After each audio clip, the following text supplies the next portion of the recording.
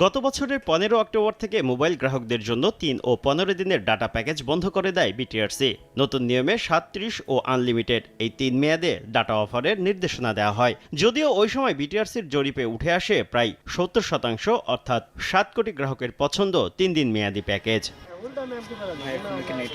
নতুন সিদ্ধান্ত নিয়ে ক্ষুব্ধ হন গ্রাহকরা, আপত্তি তোলে মোবাইল অপারেটররাও। চাপের মুখে সম্প্রতি গ্রাহকের পছন্দ অনুযায়ী ডাটা প্যাকেজ চালুর কথা জানান টেলিযোগাযোগ প্রতিমন্ত্রী। গ্রাহকদের যেটা পছন্দের বা প্রিয় সেটা আমরা যাতে কনসিডার করি, এটা আমি বলেছি তাদেরকে। রোববার বিটিআরসিতে 4G নিয়ে আয়োজিত বৈঠকে মোবাইল অপারেটরদের 1 ও 3 দিন মেয়াদি ডাটা প্যাকেজ চালুর নির্দেশনা দেন প্রতিমন্ত্রী।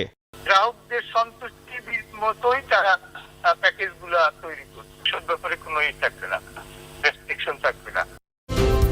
আরএফএল কিচেন সিঙ্ক, স্বাস্থ্যকর কিচেনের চিরস্থায়ী সমাধান। নির্দেশনা মেনে মধ্যরাত থেকে প্রিপেইড ও পোস্টপেইড মিলে 1 ও 3 দিন মেয়াদি 6টি ডাটা প্যাকেজ অফার করছে বাংলালিংক। 31 থেকে 54 টাকায় এসব প্যাকেজ কিনতে পারবেন গ্রাহকরা। প্যাকেজ চূড়ান্ত করে অনুমোদনের জন্য বিটিআরসির কাছে আবেদন করেছে রবি। আজকের মধ্যে একদিন মেয়াদি ডাটা প্যাকেজ চালু করতে পারে গ্রামীণফোনও।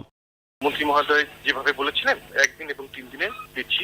নতুন নির্দেশনার পর 12.5 কোটি মোবাইল ইন্টারনেট ব্যবহারকারীকে 1, 3, 7, 30 ও আনলিমিটেড এই 5 মেয়াদে সর্বোচ্চ 40টি ডাটা প্যাকেজ অফার করবে মোবাইল অপারেটররা।